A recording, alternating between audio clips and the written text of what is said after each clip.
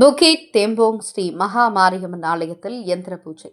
Seremban மாநகரில் உள்ள Bukit தெம்போங் railway Sri மகா மாரியம்மன் ஆலயத்தில் சிறப்பு யந்திர பூஜை வெகு சிறப்பாக நடைபெற்றது.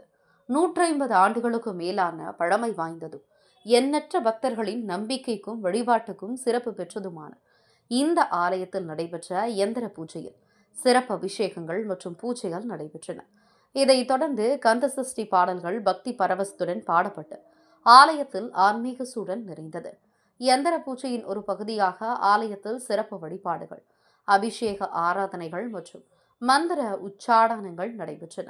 பக்தர்கள் திரளாக கலந்து கொண்டு அம்மனை வழிபட்டு அருள் பெற்றனர்.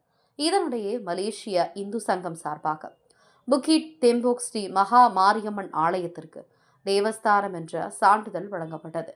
இந்த சான்றிதழை மலேசிய இந்து சங்கத்தின் நிகிரி செம்பிலான் மாநில தலைவர் சிவஸ்ரீ டாக்டர் ஏஎல் அனந்தகோபி சிவாச்சாரியார் வழங்கினார்.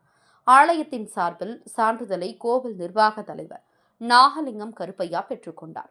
தொடர்ந்து ஆலயத்தின் வரலாறு, சிறப்புகள் மற்றும் ஆன்மீக முக்கியத்துவம் குறித்து எடுத்துரைக்கப்பட்டது.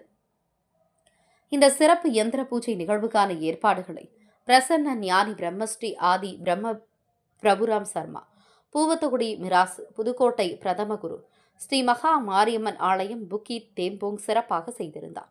பக்தி, ஆன்மீகம் மற்றும் பாரம்பரியத்தை ஒன்றிணைந்த இந்த யந்திர பூஜை நிகழ்வு பக்தர்களின் மனதில் சிறப்பான ஆன்மீக அனுபவத்தை ஏற்படுத்தியது.